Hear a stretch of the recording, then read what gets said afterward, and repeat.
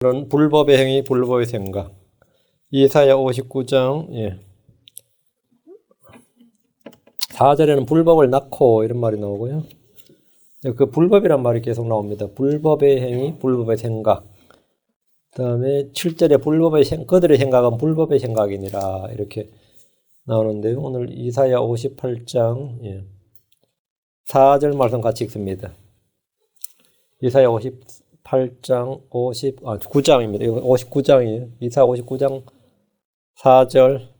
정의를 위해 외치는 자도 없고 진리를 위해 변호하는 자도 없으며 그들이 헛된 것을 신뢰하고 거짓을 말하며 해악을 품어 불법을 낳고 불법을 낳고 해악을 품으면 불법을 낳는 거예요. 해악을 품고 불법을 낳느니라. 불법을 낳느니라. 자, 기도하겠습니다. 위대하게 거룩하신 하나님 주하나님 감사합니다. 하나님께서 은혜와 복을 주시고 주영을 충만케 주셔서 이 시간 하나님의 말씀이 선포될 때 또 하나님의 영께서 함께하여 주셔서 제가 말씀을 잘 배우고 잘 깨닫고 또 잘 수용해서 믿음과 잘 결합하고 마음의 말씀을 잘 간직할 수 있도록 도와주시고 말씀을 빼앗기지 않도록 또 말씀을 저희 마음에서 흘러나가지 않도록 주의해서 듣고 또 말씀을 잘 소화할 수 있도록 은혜 베풀어 주시옵소서. 사랑하는 아버지 하나님께서 늘 성령의 충만함을 허락하여 주시길 원합니다. 저희 마음이 주로 인해 기쁨과 즐거움을 누리게 하시고 주의 말씀으로 인해서 또 마음속에 넘치는 평강과 또 주의 성령의 다양한 열매들로 넘치게 해주십시오. 감사드리며 주의 성기도 합니다. 아멘. 아멘. 오늘 전할 말씀은 불법의 행위, 불법의 생각입니다. 불법이란 것은 이제 법이 아닌 것이 불법이죠. 법이 아닌 것이 불법이에요. 주님께서 아브라함에게 가나안 땅으로 돌아올 그의 자손들에 대해서 이렇게 말씀하셨어요. 창세기 15장 16절에 그들은 네 세대만에 여기로 다시 오리니, 그 이제 가나안 땅에서 이집트로 갔다가 네 세대만에 여기로 다시 오리니 이는 아모리 족속의 불법이 아직 충만하지 아니하기 때문이라 하시니라. 아모리 족속의 불법이 아직 충만하지 않다. 그 가나안 땅에 사는 아모리 족속의 불법이 충만하면 그들은 쫓겨나는 거예요. 거기서 그 가나안 땅의 원주민들의 불법이 충만할 때 그들은 그 땅에서 쫓겨나게 됩니다. 소돔과 고모라는 불법 가운데서 소멸되었습니다. 이스라엘이 약속의 땅에서 불법이 충만할 때 그들은 멀리 바벨론 땅으로 옮겨졌습니다. 사람들은 저마다 자신의 불법을 자신이 담당해야 됩니다. 어떤 경우는 조상들의 불법을 자손들에게 보라하여 3, 4대까지 이르게 할 때도 있습니다. 아버지의 불법을 왜 자손이 담당하는 겁니까? 아버지의 불법을 왜 자손이 담당하는 겁니까? 자녀들이 그 아버지의 불법을 버리고 회개하는 것이 아니라 그것을 계승해서 더 큰 불법을 행하고 동참하기 때문에 그렇습니다. 주님께서 여호수아에게 가나안 땅을 정복할 때 그 땅에 있는 모든 걸 다 죽이도록 하셨죠. 그러니까 어른들 죽이는 건 오케이, 군인들 죽이는 건 맞는데 어린애들은 왜 죽였냐, 이제 그런 질문, 어린애들은 왜 죽였냐, 그런 말들 하는 분들 많아요, 어린애들. 그 어린애들은 뭘 배웠어요? 어릴 때부터? 조상들도 수백 년간 내려온 거를 배우고, 듣고, 보고, 배운 거예요. 그런데 어른들만 죽이고 어린애들 놔뒀으면 애들은 먼저 커서 뭐 되겠죠? 반역하죠. 이거 완전히, 이거는 우리를 죽인 원수인데, 우리 부모를 죽인 원수인데. 그럼 그리고 그들은 유대교로 개종합니까? 안 하지. 하겠어요? 안 하죠? 당연히 안 합니다. 그냥 계속해서 가나안 종교를 갖고 있다고. 그러면 유대인들에게도 뭐가 되죠? 걸림돌이 되고, 자기들은 지옥 가고. 그러니까 어릴 때 죽는 게 오히려 뭐죠? 다가올 재앙을 피하는 거예요. 하나님께서 어린애들을 죽인 거는 그건 복입니다. 물론 이건 상당히 위험한 발언인가? 예. 그 가나안 족속에 그 여호수아가 들어가서 거기서 그때 죽은 어린애들만 다 그것은 어린애들한테는 굉장한 거였어요. 예. 그러나 칼날에 죽는 게 훨씬 더 뭐라고요? 낫고, 더 큰 죄를 짓지 않고 지옥 가지 않는 방법입니다. 지옥 가지. 그래서 하나님께서 모조리 멸하라. 이렇게 하신 거예요. 하나님 정말 잔인하시네. 이제 이렇게 생각하는 분들이 꽤 있고, 또 그런 질문을 막 쏟아내면 목사님들이 막 당황스러워서 어쩔 줄을 몰라가지고 다 못하는 분들이 꽤 많이 있어요. 전혀 당황할 게 아닙니다. 하나님께서 소돔과 고모라의 어린애들이라고 놔두지 않았습니다. 모조리 다 죽이셨어요. 가나안 땅 마찬가지입니다. 대환란대도 마찬가지예요. 바빌론이 예루살렘 정복할 때 예루살렘 어린애들하고 봐주지 않았습니다. 다 죽였습니다. 다 죽였고 노예로 잡아갈 사람 잡아간 거죠. 주님은 오래 참고 긍휼이 커서 불법과 범법을 용서하시는 분입니다. 용서의 전제 조건은 뭐냐? 죄를 시인하고 회개하는 겁니다. 두 구절을 봅니다. 민수기 14장 18절, 출애굽기 34장 7절. 여러분이 꼭 기억해 두셔야 될 구절이에요. 구약에서 속죄의 조건, 용서와 속죄에 관한 교리가 신약과 어떻게 차이가 나는가 이걸 좀 알아야 됩니다. 제가 앞으로 이 교리적인 설교를 좀 많이 하려고 합니다. 제가 이제 전에 교리적인 설교를 많이 했는데 교리적인 설교를 하니까 듣는 사람들이 생활에 실제적인 걸 해다오 막 이런 식으로 불평을 했어요. 실제적인 걸 하면 뭐 그러죠? 자꾸 사람 까지 말고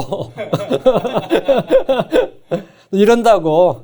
내가 이래도 안 되고 저래도 안 될 것 같으면 차라리 성경에 있는 교리나 가르치는 게 확 해서 뭐 교리만 가르치고 실제적인 거 가르쳐봐. 실제적인 거 뭐라 할 것 같아요? 응? 아무도 안 좋아하지. 민수기 14장 18절.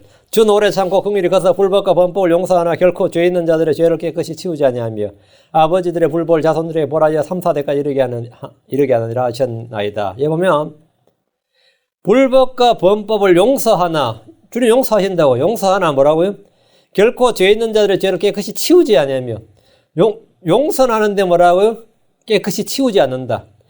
죄를 깨끗이 치우지 않는 이게 뭔 말이에요? 이 말씀은 구약에서 죄의 용서가 신약과 어떤 차이가 있는지를 보여주는 말씀입니다. 주께서는 불법과 범법을 용서하시지만 결코 그들의 죄를 깨끗이 치우지 않는다고 하셨습니다. 언제 치워지는데요? 누가 치웁니까? 예수님이 치우죠. 예수님께서 그들의 죄를 제거하는 거예요. 출애굽기 34장 7절 앞으로 출애굽기 34장 7절 내가 긍휼을 수천에게 베풀며 불법과 범법과 죄를 용서하되 그것이 결코 죄 있는 자를 깨끗하게 하지는 아니하리라. 내가 아버지들의 불법을 자녀들과 자녀들의 자녀들에게 보라하여 3대와 4대까지 이르게 하리라 하시니 용서하지만 깨끗이 치우지 않는다면 그 죄는 언제 깨끗이 제거되는 겁니까? 예수님께서 십자가에서 깨끗이 치우시는 거예요. 주님께서 아버지들의 불법을 내가 아버지들의 불법을 자녀들과 자녀들의 자녀들에게 보라하여 3대와 4대까지 이르게 하리라. 이 말은 한편으로 보면 야 하나님 참 심하시다. 뭐 3대와 4대가 이르게 하냐 이렇게 생각하죠. 이 말은 굉장히 하나님 오래 참으신가 긍휼을 보여주는 말씀입니다. 정확히 성경을 정확히 봐야 됩니다. 그 말은 3대와 4대까지 계속 불법이 더 성행하는데도 용서하시고 인내하시고 오래 참으셨다는 말이에요. 3대와 4대까지 하면 더 이상 꽉 차서 뭐라고요? 심판하고 치우지 않을 수가 없게 된 거예요. 3대와 4대까지 주님께서 벌한다는 말은 그 말은 뭐냐면 3대와 4대까지 그들에게 기회를 주신 거라고 사실은. 이거는 굉장히 주님께서 긍휼과 오래 참으신과 그 인내를 보여주는 아주 위대한 구절인데 또 이제 거꾸로 읽는 사람들이 많지.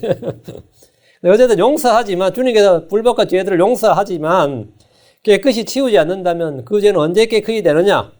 황소와 염소의 피는 죄들을 제거하는 것이 아니라 그건 죄들을 용서하는 거예요. 그거는 죄들을 제거하는 것이 불가능하다. 히브리 10장 4절에 황소와 염소의 피는 죄들을 제거하는 것이 불가능하니라 그랬고 제사장마다 서서 섬기는 희생물들로는 죄들을 제거할 수 없다고 했습니다. 히브리 10장 11절에 제사장마다 날마다 서서 섬기며 자주 같은 희생물들을 드리되 그것들은 결코 죄들을 제거하지 못하거니와 구약에서 율법에 따라 드리는 희생물은 죄를 깨끗이 치우거나 제거하는 데 한계가 있습니다.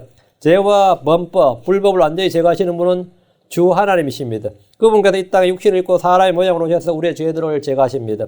히브리서 9장 26절 그랬더라면 그분께서 반드시 세상의 창건 이래로 자주 고난을 당하셨어야 할 것이라. 그러나 이제 세상 끝에 그분께서 단 한 번 나타나서 자신을 희생물로 드려 죄를 제거하셨느니라.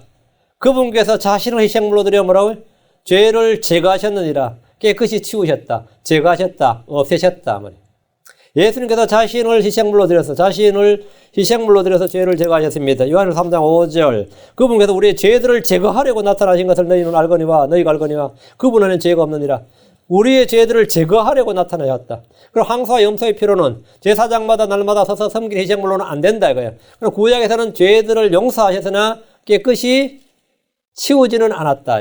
그게 구약과 신약의 차이죠. 주 예수님은 세상 죄를 제거하시는 하나님 어린 양입니다. 요한복음 1장 29절에 다음날 요한이 예수님께서 자기에게 오시는 것을 보고 이르되 세상 죄를 제거하시는 하나님 어린 양을 보라.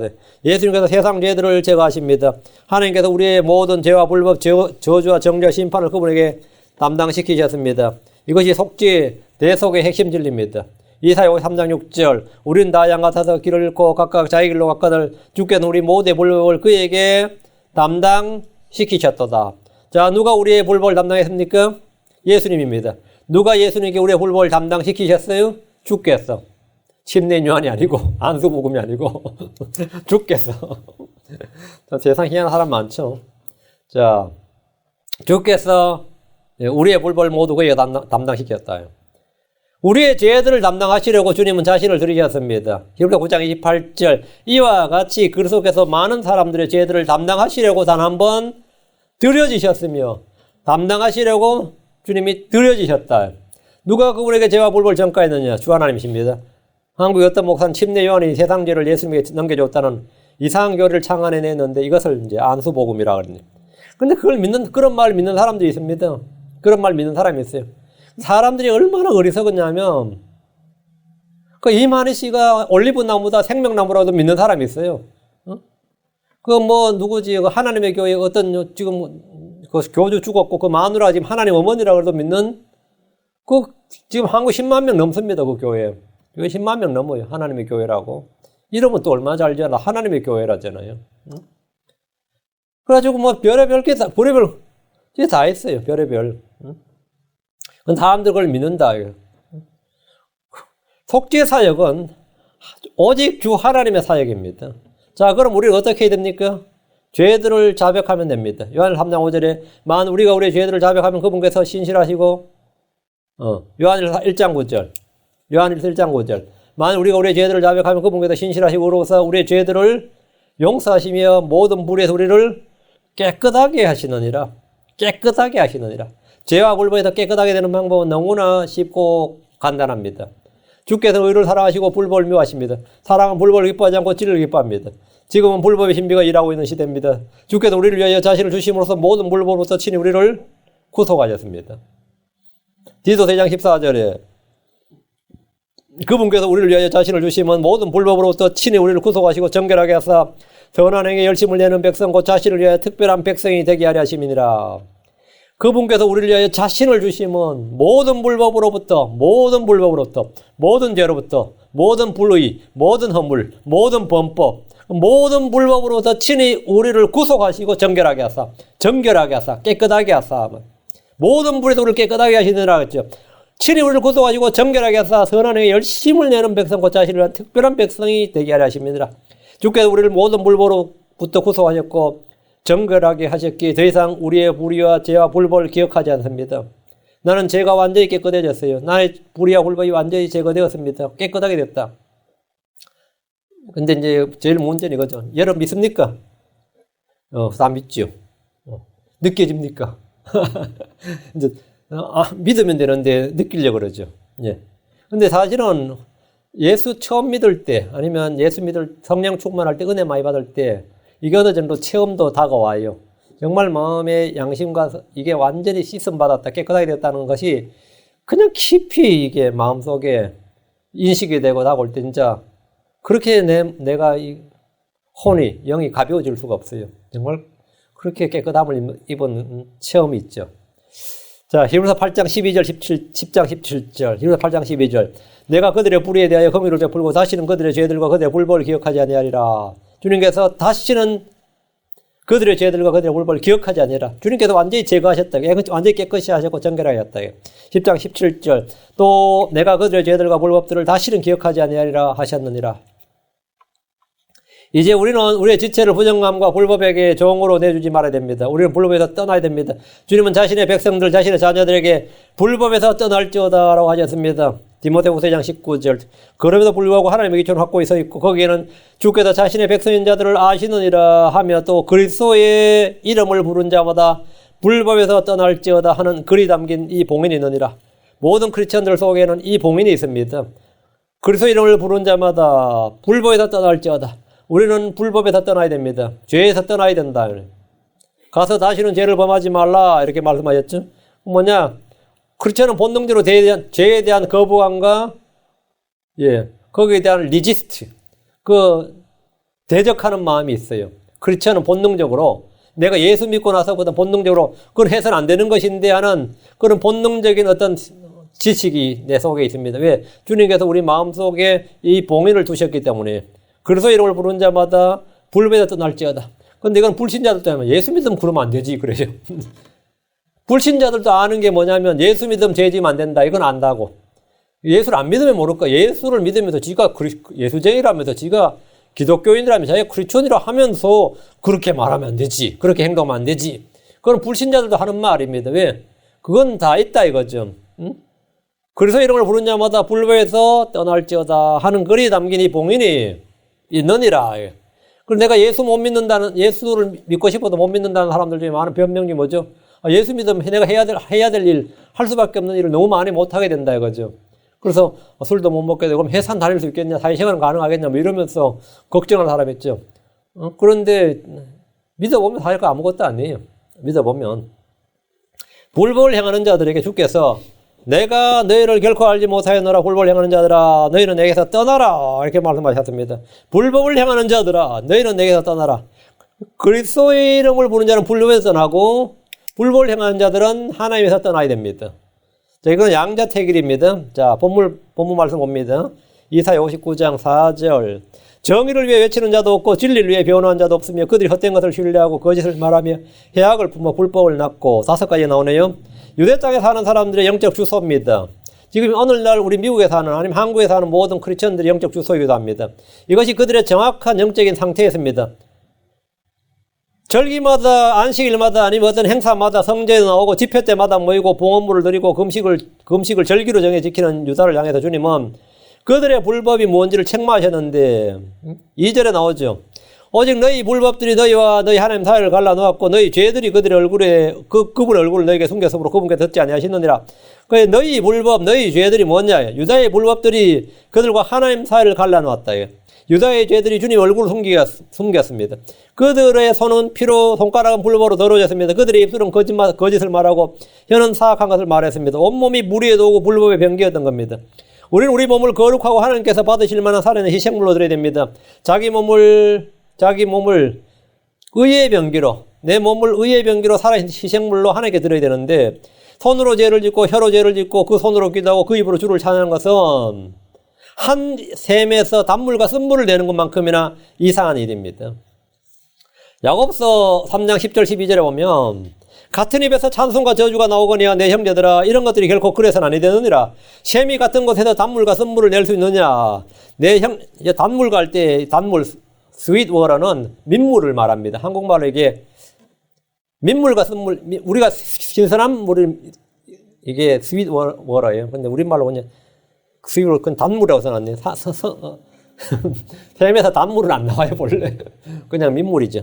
단물과 쓴물을 낼 수 있느냐. 내 형제들아 무화과 나무가 올리브 열매를 맺을 수 있느냐?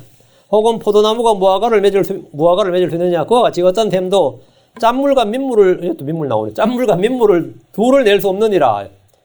그러나 사람들 한 입으로 하나님 아버지를 찬송하고 그 입으로 하나님의 모양대로 만들어진 사람들을 저주합니다. 종교 행위와 삶이 철저히 분리되어 있기 때문입니다. 그래서 미국이나 이런 유럽 쪽의 사람들은 자기 종교와 자기 삶이 거의 일치합니다. 그렇지 않으면 종교를 포기하거나 자기 뭘 포기해요. 내가 직장을 제약회사를 다니는데 자기 회사에서 피임약을 만들고 다음에 낙태 쓰는 약 있죠. 그걸 만드는 제약회사. 그래서 이 화학자가 약학자죠. 그러니까 그 사람이 자기네 크리스천 양심상 이건 못하겠다고 사표 내고 나서 월마트 같은 데서 일하는 거예요. 여기 사람들은 그게 가능해요. 여기 사람들은 이건 내 기독교 윤리상, 내가 양심이나 신앙 윤리상 이것은 하나님의 법에 어긋나는 것이고 생활이 이건 안 맞다. 이건 영적 생활을 안 되는 거라면 그 좋은 직장 놔두고 진짜 그럼 그때부터 고난의 시작이죠. 근데 그런 사람들은 그렇게 합니다. 그런 사람도 꽤 있어요. 여기 미국에 목사님 중에서 판사가 많습니다. 그 판사들 중에서 판사 겸 목사가 꽤 많아요. 판사는 주말이 없으니까 괜찮죠. 목사하면서 판사하는 사람이 꽤 많은데 동성애 합법화되면서 그 판사들 대부분 다 사표 냈습니다. 왜? 이제 헌법상 안 되잖아요. 그러니까 그분들이 대부분 다 사표를 냈는데 목사하면서 판사할 때는 판사 월급이 만만치가 않아요. 여기 다 최소 10만 불은 넘어요. 아무리 적어도. 오래 한 사람 다 20만 불 넘고. 목회비 안 받아도 되고 아주 여유롭게 목회하다가 이제는 완전히 판사 그만둬버리면 어떻게 되는 거죠? 완전히 달라지죠. 근데 이 사람들은 그렇게 해요. 이 사람들은 자기 신앙 가면 자기 직업을 얼마든지 포기하고 자기 생활을 그걸 다 바꾸고 그렇게 심지어 타주로 이사 가는 사람도 있고 우리 주에서 이런 법이 통과되기 때문에 여기 이제 더 못 산다 해서 타주로 이사 가는 사람도 있고 이런 것도 있습니다. 근데 한국인들은 어떨 것 같아요? 예. 예수 믿으면서 불교학과에서 그냥 교사하고 있는 사람이 있어요. 불교학과 교수 중에서 예수 믿는 사람이 있습니다. 그렇지만 이거 진리 아니기 때문에 난 못 가르쳐. 이런 사람은 잘 없어요. 응? 불교재단 대학에서 그런 학교에서 뭐 교사하고 다 합니다. 근데 왜? 종교행위야 뭐라고요? 삶이 철저히 분리되어 있기 때문에 그렇습니다. 이웃 형제들을 압제하고 속이고 빼앗고 훔치고 거짓말하면서도 교회에 나와서 경건하고 거룩한 채 기도하고 예배를 드리고 헌금하고 얼마든지 가능합니다. 삶은 삶이고 종교는 종교다 이거예요. 얘들은 정치와 종교 원리, 종교 분리의 법칙이 아니라 생활과 종교의 분리 원칙이 있어요. 생활은 생활이고 신앙은 신앙이고 이게 한국 기독교인들의 특징입니다. 한국 기독교인들은 얼마든지 이게 가능합니다. 그러니까 불신자고 사는 게 어렵지가 않습니다. 한국 기독교인들은. 왜? 생활은 생활이고 신앙은 신앙이니까. 그렇죠? 그러나 아무 문제 없어요. 다시 4절. 정의를 위해 외치는 자도 없고 진리를 위해 변호한 자도 없으며 그들이 헛된 것을 신뢰하고 거짓을 말하며 해악을 품어 불법을 낳고. 유대사의 모습입니다. 성전에 모여서 집회를 하고 기도를 하고 봉헌을 드리고 각종 절기와 월삭을 지키지만 그들 가운데는 정의를 위해 외치는 자가 없습니다. 정의를 위해 외치는 자가 없다. 잘 살아보자는 사람은 많아도 바르게 살아보자, 의롭게 살아보자, 거룩하게 살아보자 이런 사람은 아무도 없습니다. 그렇게 설교하면 저거 없다. 나도 재수 없다 그러고 떠나죠. 성공을 외친 이들은 많아도 의롭게 살자는 사람은 없습니다. 모든 불의는 죄입니다. 의는 모든 영적 가치에 뿌리고 기초입니다. 의가 없는 평화는 타협이거나 굴복입니다. 의가 없는 사랑은 불륜이거나 부정입니다. 의가 없는 소득은 부정한 소득이나 불법의 소득입니다. 의가 없는 기쁨은 사악한 자의 위선입니다. 의가 없는 영광은 자기 자랑입니다. 의가 없는 교제는 불의의 교제나 어둠의 교제입니다. 어둠의 사귐입니다. 무엇에나 의가 빠질 때 그것은 헛된 것이고 아무것도 아닙니다. 의는 율법에 더 중대한 것입니다. 의는 모든 것의 뿌리라 그랬어요. 정의를 위해 외치는 자가 없도다. 정의를 위해 외치는 자도 없다. 이것은 의보다 이익을 중시하는 실용주의 정신으로 무장한 현대인들의 모습을 잘 보여줍니다. 실용주의, 미국의 철학은 실용주의예요. 실용주의, 아니면 합리주의. 이게 뭐냐? 의가 중요한 게 아니다 이거예요. 이익이 중요하다. 이익이 중요하다. 이익이 중요하다. 정치인들은 복지를 외치고 평화를 외치지 의를 외치지 않습니다. 종교인들은 어떤 것 같습니까? 강단에서 목회자들은 성공과 형통을 외치고 더 나은 미래를 외치고 더 나은 나를 만들자고 외치지만 의를 위해 외치는 자는 거의 없습니다. 사람들은 복을 원하고 성공을 원하고 행복을 원하고 더 많은 이익을 원하지 결코 의를 원치 않기 때문입니다. 의를 원치 않는다요. 진리를 위해 변호한 자도 없으며 이것도 우리 시대의 모습입니다. 진리를 찾고 진리를 말하고 진리를 추구하고 진리를 위해 변호한 자는 거의 없습니다. 교회에 와서도 마찬가지입니다. 진리 그게 뭐냐 이거예요. 뭘 그렇게 따지고 알고 그래 해야 되냐 그냥 믿으면 되는 거지. 다 좋은 게 좋은 거지. 이게 오늘날 신앙이에요. 주께서는 모든 사람이 구원을 받고 진리의 지식을 이루기를 원하십니다. 사람들은 진리가 무엇이냐 진리는 없다. 진리를 거짓으로 바꾸고 불의 안에서 진리를 붙잡아 둡니다. 우리는 진리를 믿고 진리를 알고 진리를 말하고 진리를 드러내고 진리를 기뻐하고 진리를 위해서 일할 수 있습니다. 그렇게 일해야 됩니다.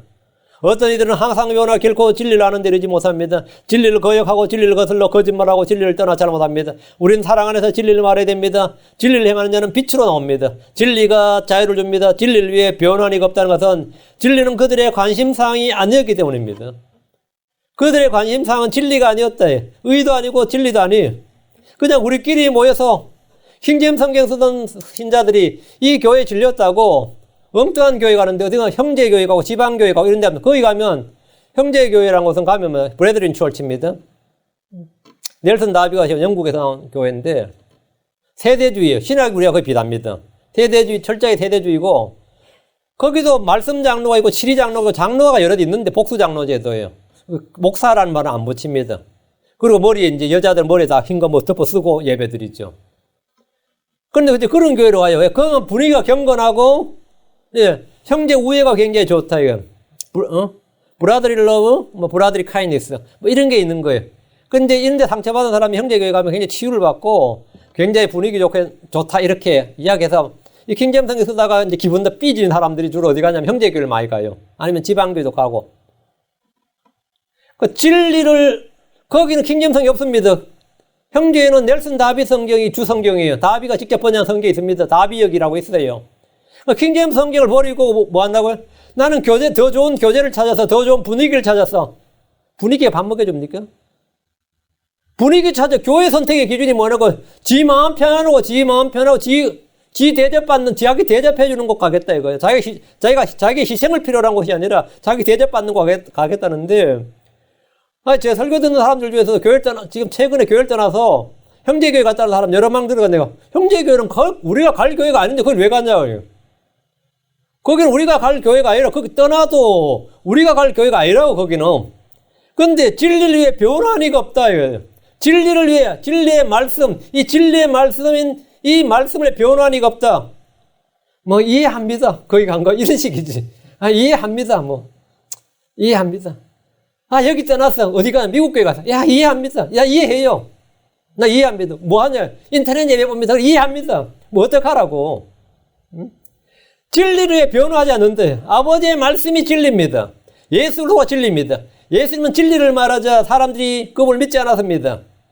요한복음 8장 45절에 그런즉 내가 너희에게 진리를 말함으로 너희가 나를 믿지 아니하는도다. 예수님을 왜 믿지 않았을 것 같아요? 예수님께서 진리를 말했기 때문입니다. 다른 이유가 없어요. 예수님이 진리를 말했다, 이거. 왜 사람들이 우리를 싫어하느냐? 우리가 진리를 말하기 때문입니다. 복을 말하고 형통을 말하고 성공을 말하면 교회 사람 모입니다. 분위기 좋게 하면 모여요. 어떤 사람이 와도 다 수용하고, 다 융화하고. 근데 우리는 그렇게 할 수가 없어요. 우리는 언제나 계속 진리를 말해야 돼. 진리는 언제나 뭡니까? 책망과 바로잡음이 동반되는데, 그건 누구나 다 싫어하는 거예요. 내가 참다 못 다니겠다, 이거. 그리고 어떤 분은 저한테 그런 불편해요. 그 교회 갔더니만 목사님이 계속 설교하는데 책망만 해요. 그리고 자기만 옳은 척해요. 이야, 이거 골치 아프대. 그럼 설교자가 그러면 뭐 진리를 말하는데 자기 모르는, 그래서 들리는 사람은 그렇게 말하는 거예요. 자기 옳다고 이야기하고. 예수님께서 마찬가지입니다. 그런즉 내가 너희에게 진리를 말함으로 너희가 나를 믿지 아니한다. 바울은 진리를 말함으로 원수가 되었습니다. 갈라디아 4장 16절에 보면, 그러니 내가 너희에게 진리를 말함으로 너희의 원수가 되었느냐. 내가 진리를 말함으로 너희의 원수가 되었느냐, 이거예요. 진리를 위해 변화한 적 없는 세대가 지금 이 세대입니다. 여러분은 정의를 외쳐야 되고 진리를 위해 변호해야 됩니다. 진리를 위해 변호해야 돼요. 다음에 그들이 헛된 것을 신뢰하고 거짓을 말하며, 유대인들은 주와 그분의 말씀을 신뢰해야 되는데 말과 병거를 신뢰하고 육신을 신뢰하고 우상들을 신뢰하고 재물을 신뢰했습니다. 또 자기가 신뢰하는 사람들이 또 있었습니다. 헛된 것을 신뢰하면 뭐가 나오죠? 거짓을 말하게 됩니다. 뭐 이건 자동이죠. 헛된 것을 신뢰하면 거짓을 말하게 돼요. 주를 신뢰할 때 진리를 말하고 헛된 것을 신뢰하면 거짓을 말합니다. 내가 거짓을 왜 말하냐? 지금 헛된 것을 신뢰하기 때문입니다. 유대 땅에서 가장 흔한 거짓말은 주께서 우리를 영원히 지키신다. 예루살렘을 결코 버리지 않으신다는 것이었습니다. 그들은 예루살렘 성전을 신뢰했습니다. 그러나 이는 헛된 것을 신뢰하는 것이고 거짓말이었습니다. 왜? 열왕기상 9장 6절 7절에 주님께서 말씀하셨어요. 만일 너희 곧 너희와 너희 자손이 아주 돌이켜서 나를 따르지 아니하며 내가 너희 앞에 둔 내 명령과 내 법규를 지키지 아니하고 가서 다른 신들을 섬기고 그들에게 경배하면 내가 이스라엘에 준 땅에서 친히 그들을 끊을 것이요. 이게 주님 말씀입니다. 내가 이스라엘에 준 땅에서 친히 그들을 끊을 것이요. 내 이름을 위하여 내가 거룩하게 구별한 이집도, 이 성전도 말이야. 내 눈앞에서 던져버리리니 이스라엘은 모든 민족들 가운데서 속담거리와 웃음거리가 되리라. 주님이 성전 봉헌식 날 이 말씀하셨습니다. 솔로몬이 성전 봉헌할 때, 말씀하시더라도 좀 나중에 말씀하시지, 그죠? 하필 이런 좋은 날에, 이런 복된 날에 성전 신뢰하지 말라, 이 말. 성전 신뢰하지 말라고. 너희 지금 지어놓고 지금 주의 영광이 임하고 막 영광의 구름이 임하고 하니까 황홀해 보이는데, 그거 신뢰할 거 아니다, 이거예요. 우리 뭐 교회 신뢰할 거 아닙니다. 내가 주님 앞에서 어떻게 주님의 말씀을 따르고 주를 신뢰하고 이게 중요한 거지. 이제 교회 지원하고 사람 많고 이제 목사님 든든하시겠습니다. 그러면은 든든하게 뭐가 든든해요? 뭐가 든든해? 든든할 거 하나도 없습니다. 그런 거 신뢰했다가는 그냥 끝나는 겁니다. 이스라엘 백성이 주를 따르지 않고 주의 명령과 법규를 지키지 않고 다른 신들을 경배하고 섬기면 주님은 그들을 끊어버리시고 이 성전도 던져버리신다고 말씀하셨음에도, 그러면 주님이 그렇게 말씀하셨으면 아멘 해야지. 그럴 리가 없다. 그러면 뭐죠? 주님은 자기 집이 있느니 예루살렘을 버릴 리가 없다. 주님이 이 영광스러운 성전에 있는데 이 성전을 누가 부술 수 있겠느냐 이러면 그건 거짓말이다. 이거 거짓말이다.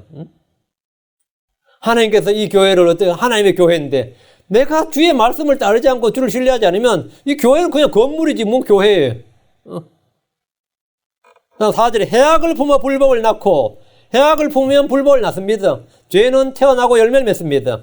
시편 7편 14절에 보라 그가 불법으로 산통을 겪으며 해악을 베어 거짓을 낳았도다.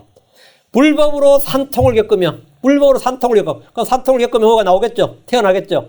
해악을 베어 거짓을 낳았도다. 해악을 베어 거짓을 낳았도다.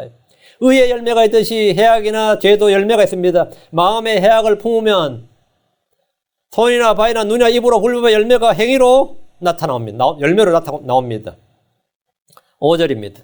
5절.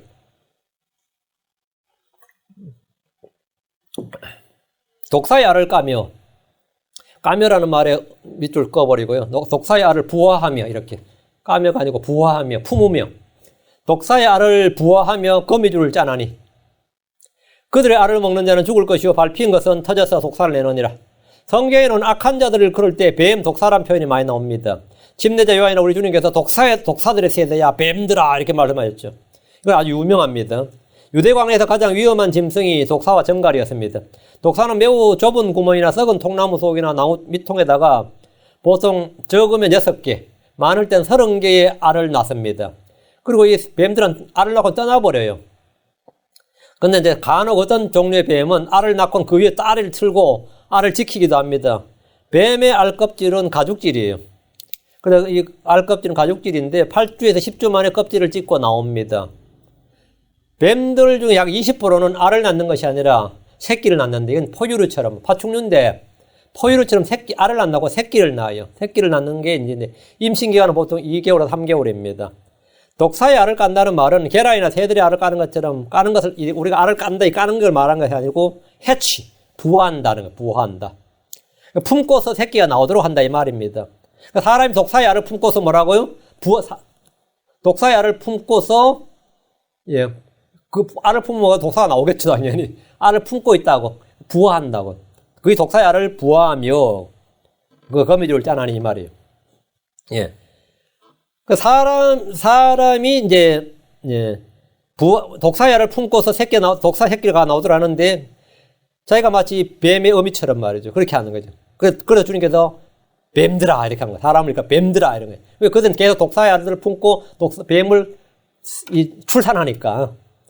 사람 입에서는 독사의 독이 있습니다. 사람의 마음에 해악을 품고 정욕을 품고 있으면 그것이 때가 되어서 죄를 낳고 불법을 낳습니다. 야고보서 1장 15절에 그런지 욕심이 잉태하면 죄를 낳고 죄가 장사한 즉 죄가 완료된 즉 사망을 낳느니라 했어요. 우리는 마음속에 무엇을 품고 있느냐에 따라서 맺는 열매가 달라집니다. 주의 말씀을 받아서 주 예수를 생각하면 선한 열매, 의의 열매, 성령의 열매를 맺습니다. 해악을 품고 정욕을 품고 있으면 독사의 알을 품고 있는 겁니다. 내 마음속에 지금 해악을 품고 정욕을 품고 있으면 지금 내가 독사의 알을 품고 있는 거예요. 부하고 있는 거예요. 그래서 죄를 낳고 불법을 낳습니다. 거미줄을 짜나니 이 말씀은 그물을 치듯이 누군가를 삼키기 위해서 짜는 거예요. 거미줄은 햇빛이 있으면 보여요. 햇빛 때문에 빛이 비치는데 빛이 없는 곳에 이런 데 있으면 보여요? 안 보여요? 안 보입니다. 거미줄이 아주 작아요. 흰색인데도 안 보여요. 그래서 그 곤충들이, 그 눈 밝은 곤충들이 날아가다 걸리는 겁니다. 걸려서 이제 죽는 거죠. 거미는 아주 잘 보이지 않을 정도로 가늘지만 튼튼한 거미줄을 쳐놓고 거기로 다니는 곤충들을 잡아먹고 삼킵니다. 사람들 역시 곳곳에 함정과 올무와 그물을 쳐놓고 거기에 걸려든 사람들을 삼키러 갑니다. 그래서 이런 이제 사회에서 법과 제도를 알고 이런 데 좀 근무해 본 사람들은 세상에 온통 함정이라고 그랬잖아요. 그 사람들이 못 모르고 살아 그러는데 걸면 다 걸린다 이거예요. 걸면 다 걸리고 잡으려면 다 잡히게 놨다요.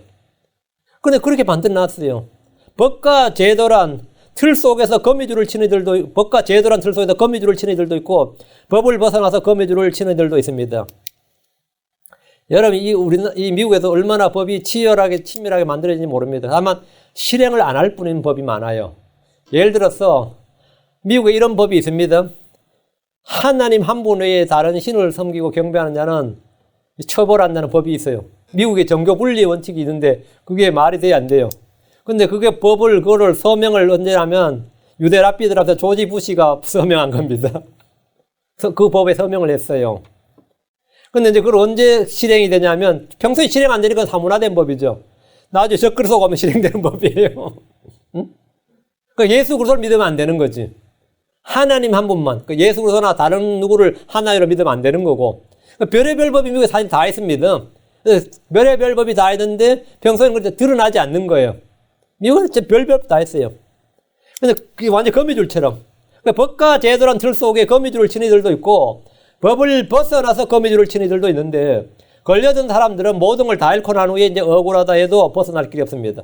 본문에서 거미줄의 또 하나 의미는 옷을 만들 수 없는 줄이다 이거예요. 거미줄을 쳐봐야 그 거미줄로는 옷을 짜지 못한다. 예.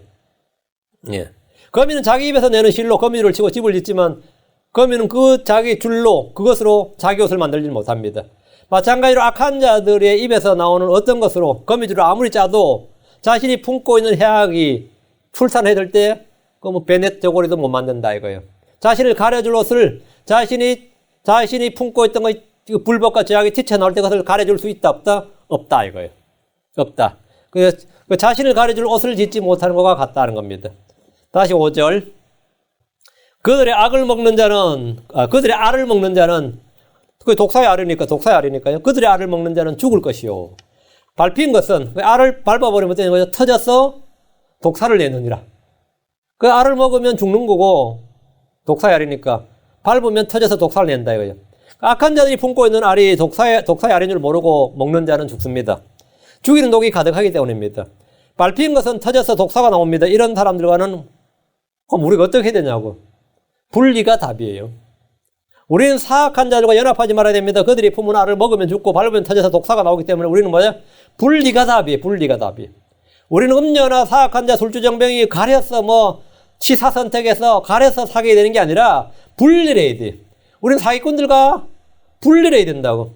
악한 사람들과 불의의 교제나 불법의 교제를 하지 말고 분리를 해야 됩니다. 그런 교제를 하면서 자신은 괜찮을 것이라고 믿는다면 그는 속은 겁니다. 악한 사귐은 선한 행실을 부패시킵니다. 우리는 별리알과 일치해서는 안 됩니다. 비일치, 비동조, 비타협. 우리 늘 우리 교회에서 말하는 3비 원칙이에요. 이 분리의 원칙, 3비 원칙이. 이걸 우리는 언제나 명심하고 지켜야 됩니다. 유대 땅에 사는 사람들은 독사의 알을 품고 있었고 거미줄을 짜고 있었습니다. 누군가를 죽이고 삼키기 위해서입니다. 사실은 그건 자기를 삼키고 자기를 죽이는 건데요. 6절입니다. 59절 6절. 그들의 거미줄은 옷이 되지 못하고 그들이 자기 행위로 자기를 가리지 못하리니 그들의 행위는 불법의 행위이며 그들의 손에는 난폭한 행동이 있고 누에가 내는 실은 뭐죠? 옷이 됩니다. 양이나 염소가 내는 실은 털은 옷이 됩니다. 동물들이 내는 가죽들도 옷이 됩니다. 그러나 거미줄은 옷이 되지 못합니다. 거미줄은 실이 아닙니다. 아무리 촘촘히 튼튼하게 서진 거미줄이라도 그것은 옷이 되지 못합니다. 아담이 무화과 나뭇잎으로 여겼던 옷을 생각해 보십시오. 거미줄은 나뭇잎밭도 못한 겁니다. 지금 그들이 자기 행위로 자기를 가리지 못하리니 했는데 옷은 우리의 벌거벗은 몸을 가립니다. 여자들이 하는 화장은 맨 얼굴을 가립니다. 베일이나 모자는 뭐죠? 머리를 가립니다. 거미줄은 아무것도 가리지 못합니다. 우리는 다 부자 물건 같고 우리의 의는 모두 더러운 누더기 같습니다. 내 의와 내 행위는 거미줄 같은 것입니다. 우리의 행위는 우리가 불법의 자녀인 것과 내가 행한 불법과 죄와 사악함, 더러움을 가리지 못하고 드러낼 뿐입니다. 다 6절. 그들의 행위는 불법의 행위이며 그들의 손에는 난폭한 행동이 있고 불법의 행위란 율법과 어긋나는 모든 행위입니다. 율법의 핵심은 하나님을 사랑하라, 내 이웃을 내 자신같이 사랑하라. 이것이 율법입니다. 율법이 뭐냐 그러면 이거예요. 모든 율법과 대언자들은 다 대언자들은 여기 걸려 있습니다. 내 하나님을 사랑하라, 내 이웃을 내 자신같이 사랑하라. 율법의 핵심은 뭐냐? 긍휼과 믿음입니다. 율법의 핵심은 선을 베풀고 의를 행하는 겁니다. 그러나 유대인들이 생각하는 율법은 그런 게 아니라 뭐죠? 성전 예배나 11조나 봉헌문화 희생물 드리는 거, 금식절기 지키고 절기와 안식일을 지키는 거 이런 거였습니다. 마태복음 23장 23절에 서기관들과 바리새인들 위선자들아 너에게 화가 있을지어다 너희가 박하와 해양과 근처에 11조는 바치되 율법에 더 중대한 문제인 판단의 공의와 긍휼과 믿음을 무시하였도다. 너희가 마땅히 이것들을 행하여서야 하거니와 다른 것도 행하지 않은 채 내버려 두지 말아야 하느니라. 더 중대한 문제인 바로 율법과 판단의 공의와 긍휼과 믿음, 이게 더 중요한 문제죠. 이 말씀에 따르면 유대인들은 박하, 회양과 근처 11조를 잘 바쳤습니다. 그런 율법을 잘 지키는 줄로 생각한 거예요. 11조 잘 바치잖아요. 그리고 성전 예배 잘 드려요. 월삭과 절기, 안식을 잘 지켜요. 그리고 이것이 율법 준수로 생각한 거죠. 대언자 이사야 시절에도 유대인들은 이런 것들을 잘 지켰습니다. 이뿐 아니라 다른 여러 가지 전통들까지도 지켰어요. 그런데 그것들이 불법의 행위였던 것은 더 중대한 문제인 율법과 판단의 공의와 긍휼과 믿음을 무시했기 때문입니다. 무엇보다 이웃 사랑을 행하지 않았습니다.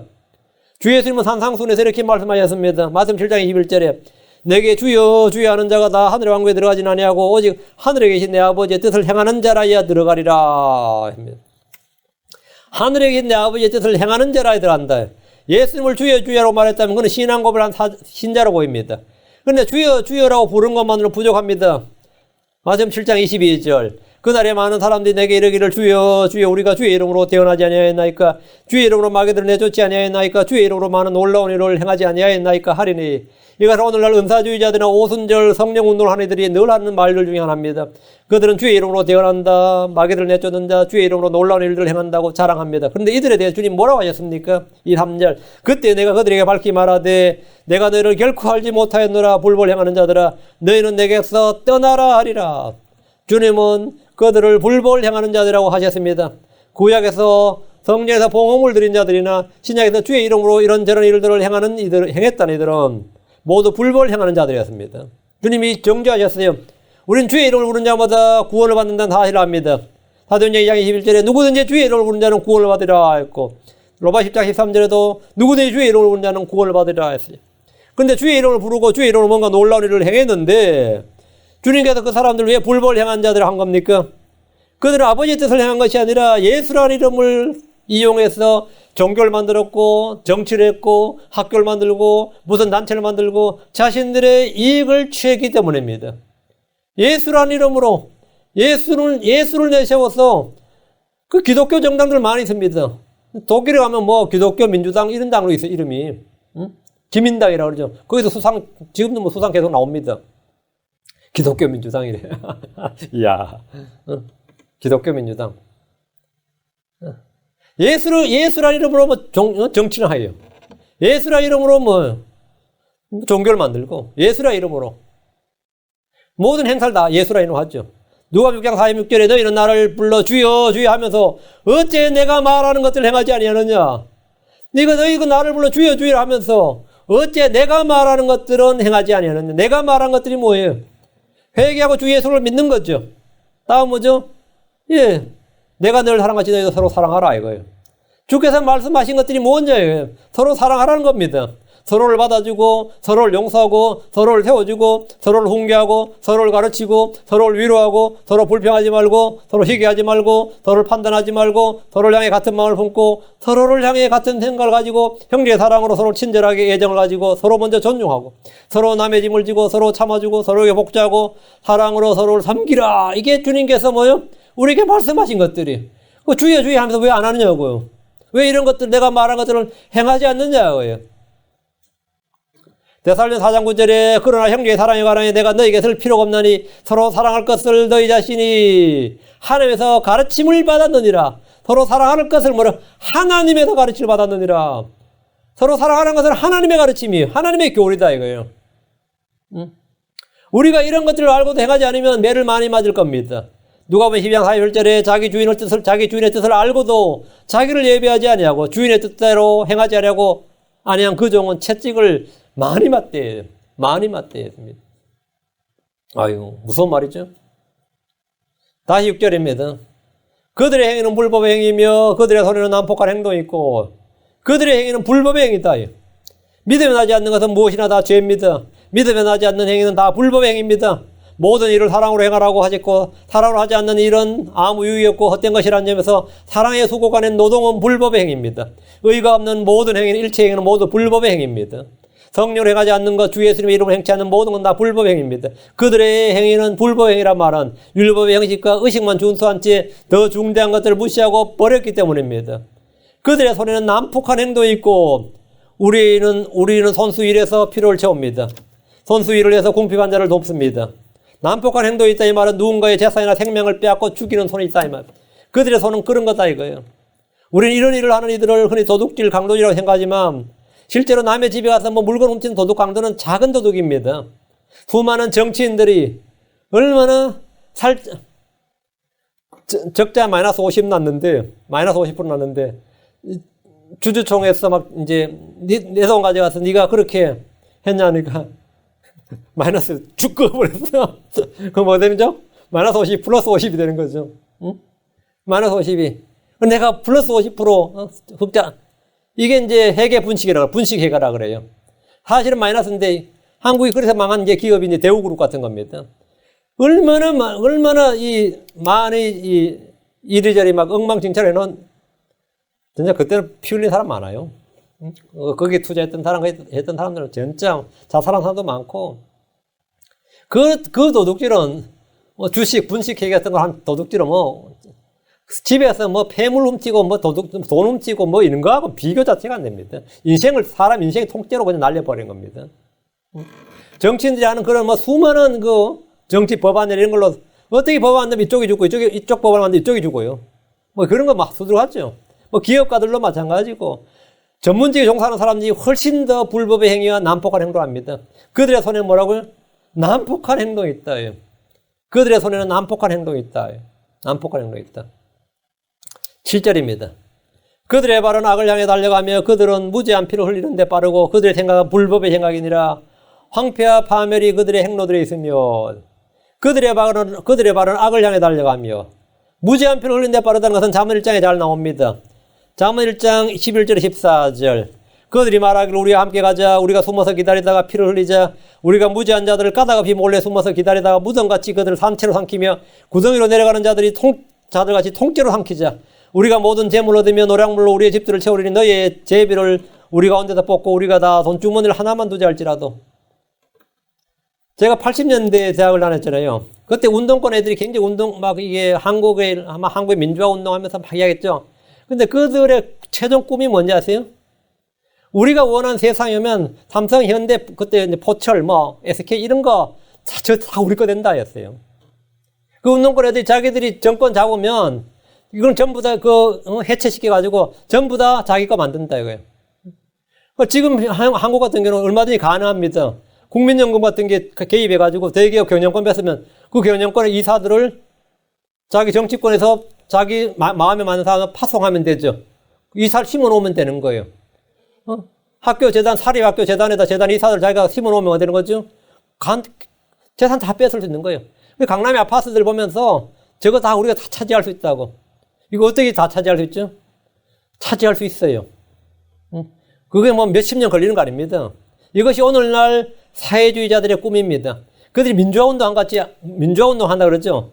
민주화운동 아닙니다. 자기들의 이익을 지금 성경 그대로예요. 무덤같이 그들을 산채로 삼키며 구덩이로 내려가는 자들 같이 통째로 삼키자. 베네수엘라 같은 경우가 그랬었어요. 지금 죽은 우고 차베스 같은 사람이 한 번에 그냥 전부 국유재산을 몰수해가지고 다 삼켜버렸잖아요. 그래서 지금 어떻게 된 거죠?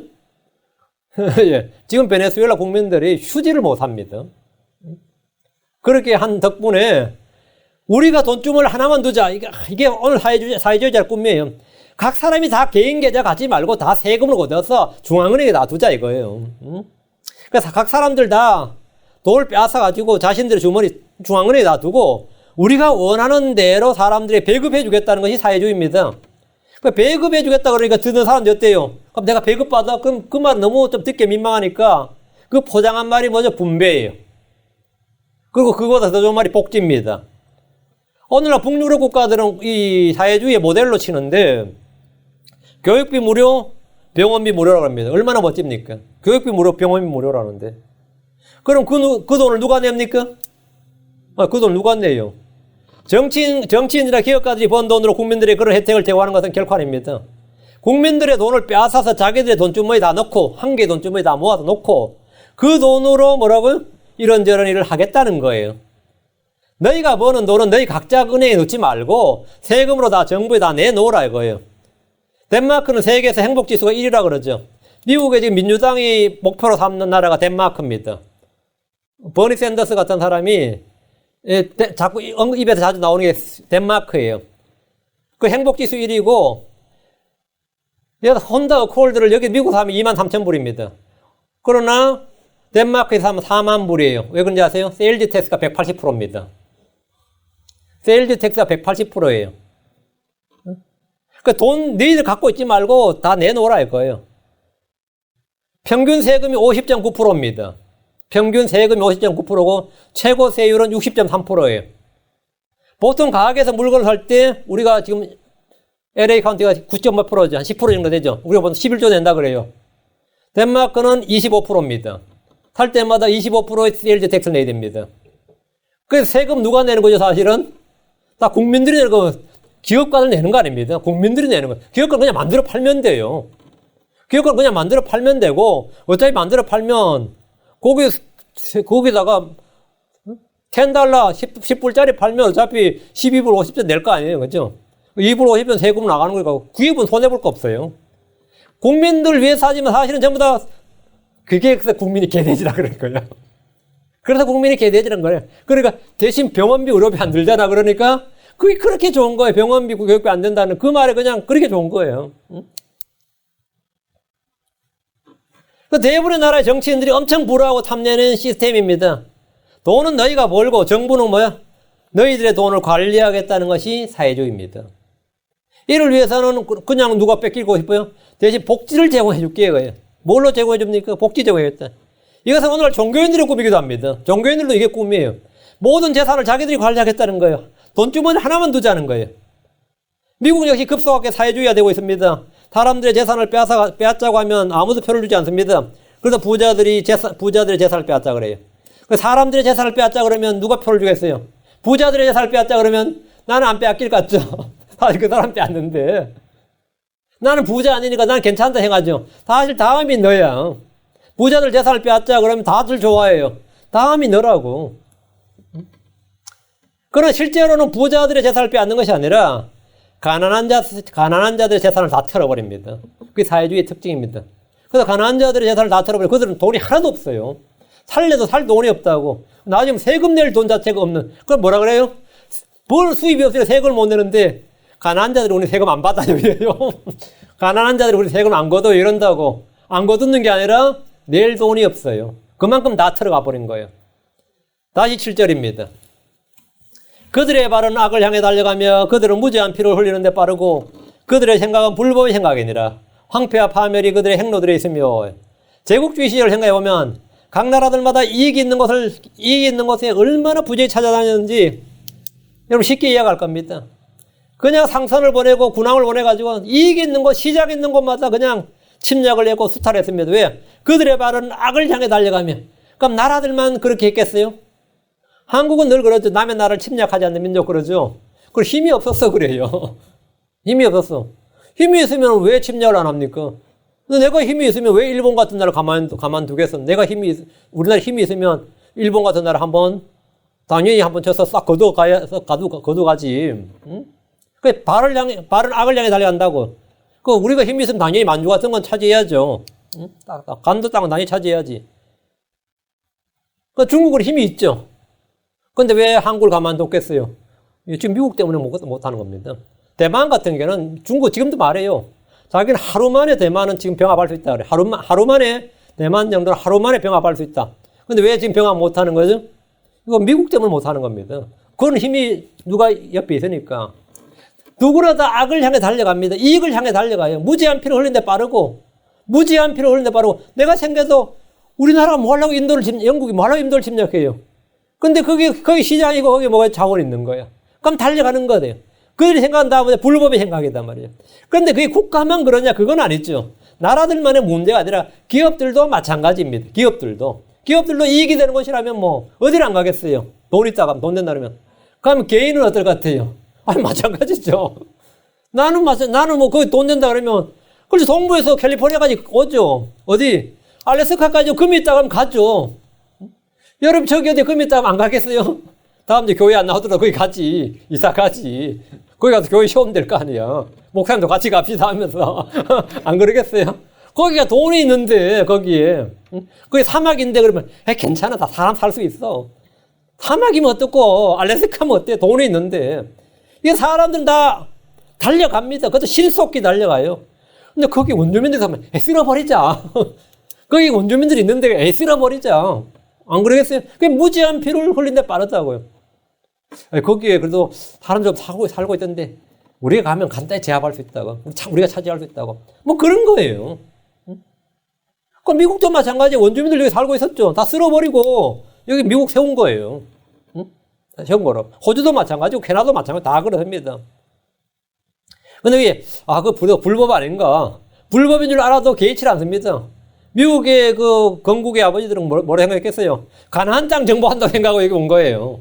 여기다 하늘의 왕국 세운다고, 신정국가 세운다고 하면서 그렇게 하면서 여기 막 쳐들어서 나라 세웠습니다. 그러면서 나를 죽이고 세웠어요.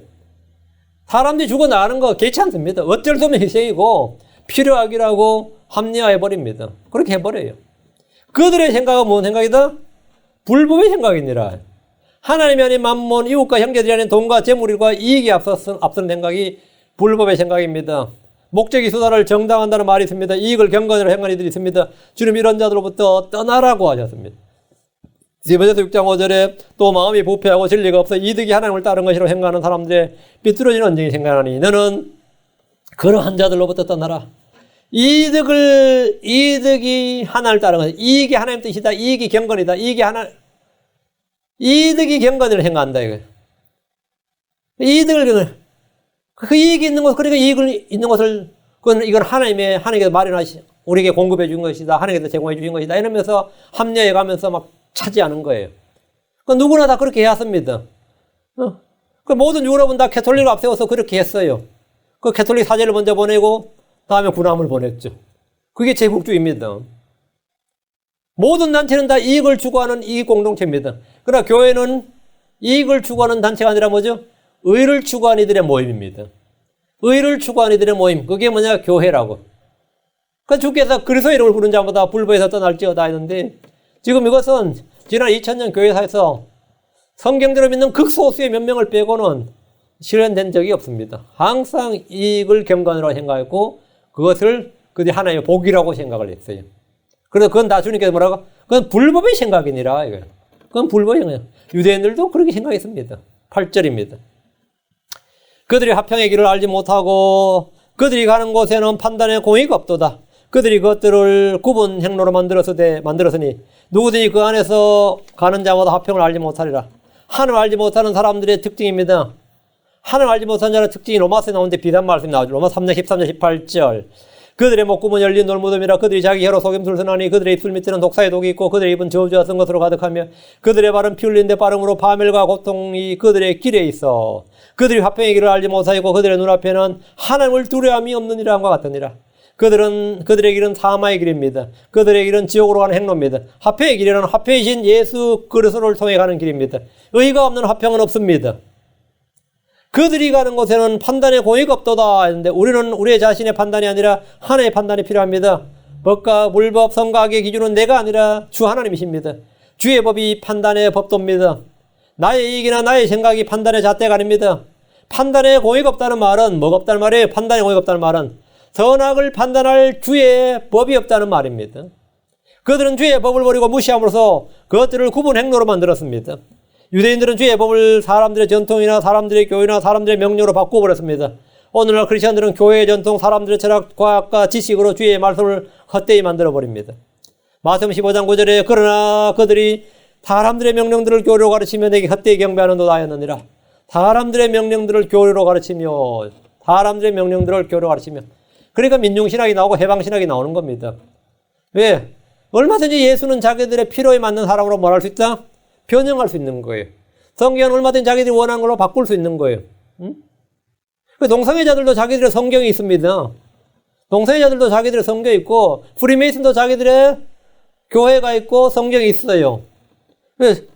예수 그리스도는 전부 다 그렇게 그 주여 해봐 다 불법을 행하는 자들입니다. 주여 해봐 다 불법을 행하는 자들이에요. 그 사람들의 명령들을 교리로 가르치며 이것은 오늘날 대부분의 교회에서 성행하는 일반적인 현상입니다. 사람들의 명령들을 교리로 가르친다. 누구든지 사람들이 만든 구분 행로로 가는 자는 화평을 알지 못합니다. 예수님이 우리의 화평이십니다. 그리스도의 복음이 우리의 화평의 복음입니다. 성령의 열매가 화평입니다. 마음속에 큰 평안, 확실한 평강이 여러분에게 있습니까? 그리스도의 복음이 화평의 복음입니다. 의가 없이는 평강이 없습니다. 영적인 생각을 하지만 마음의 평안이 영적인 생각을 해야 마음의 평강이 있어요. 육신을 따른 자는 뭐라? 마음의 평안이 없습니다. 하나님의 왕국이 마음에 없다면 내 속에 평강이 없습니다.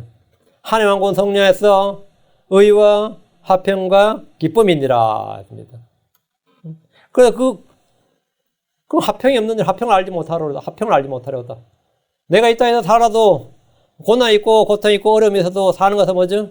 내 속에 뭐가 있는 거예요? 화평과 기쁨과 즐거움이 있기 때문에. 주의 기쁨과 주의 즐거움과 주의 화평이 내 속에 있기 때문에 내가 사는데 전혀 문제 없는 겁니다. 육체적으로 좀 고난을 겪든지 어려움을 겪든지 좀 궁핍하든지 그런 것이 전부 다 채워지는 거예요. 영적인 이 복들로 인해서 채워지는 거예요. 그래서 전혀 개의치 않는 거지. 그것이 없으면 못 사는 거죠. 그것이 없으면 못 사는 거죠. 그것이 없는 사람들은 뭐 계속 하나님께 계속 뭘 받아죠? 물질적인 복을, 현세적인 복을 계속 받아야 뭐죠? 아, 하나님께 날 버리지 않고 복을 주셨나고 생각을 한 거예요. 그것이 이제 오늘 일반 기독교인들의 생각인데 그건 불법의 생각입니다. 그건 헛된 생각이고 허탄한 생각이고 불법의 생각, 그들의 생각은 불법의 생각이니라. 불법의 생각. 우리는 예수 그리스도 그분의 말씀을 깊이 생각하고 그분의 일들을 깊이 생각하면서 영적인 생각을 해요. 그래서 안에서 하나님의 뜻대로 살고자 하는 자는 물었다 뭐라고요? 반드시 박해를 받으리라 했어요. 그것이 정상이에요. 그 미움을 받는 게 정상이라고요. 모욕을 받는 거, 무시를 받는 것이 뭐라고요? 이상한 일이 아니라 정상입니다. 대신 주께 호의를 받습니다. 주님께 은혜를 받고 복을 받아요. 그래서 내 마음속에 의와 화평과 기쁨, 주의 즐거움이 내 속에 가득하게 됩니다. 그것이 우리의 삶이, 우리 영적인 삶이에요. 그렇게 살고 있다면 여러분 제대로 살고 있는 겁니다. 그렇지 않으면 잘못 살고 있는 겁니다. 그렇지 않으면 우리가 잘못 살고 있는 거예요. 오늘 우리는 불법의 행위, 불법의 생각을 통해서 과거 이스라엘 이야기만 아니라 지금 현재 우리에게 있는 이것을 잘 적용을 했습니다. 기도하겠습니다. 위대하시고 거룩한 주 하나님 감사합니다. 하나님께서 은혜와 복을 주셔서 참으로 우리 주 예수 그리스도께서 기록하신 말씀들을 저희가 가능한 자주, 가능한 많이 또 정확하게 있는 그대로 선포하고 전하기를 원합니다. 아버지 하나님께서 은혜 베풀어 주셔서 저희 마음속에 참으로 주의 영께서 참으로 이 글들을 다 기록하여 주셔서 믿음의 저자가 되시고 화평의 창시자가 되시는 주님, 주님께서 저희 속에 늘 넘치는 기쁨, 즐거움과 주의 화평을 쏟아부어 주시옵소서. 사랑하는 아버지 하나님, 주의 평강이 우리를 다스리길 원합니다. 주의 은혜가 저희를 통치하고 다스려주고 주의 의가 저희를 군림해 주시길 원합니다. 사랑하는 아버지 하나님, 저희가 이 세상에서 겪는 어떤 일들에 대해서 참으로 저희가 어려워하거나 힘든 가운데서 범사에 감사하라는 말씀대로 주님께 감사하고 주님께 오히려 기쁨의 희생제물을 드릴 수 있도록 도와주시고 저희 입술이 범죄하지 아니하고 오히려 주를 찬양할 수 있도록 도와주십시오. 아버지 하나님, 이 말씀을 들은 모든 분들에게 복을 주십시오. 감사드리며 주의 성기도합니다. 아멘.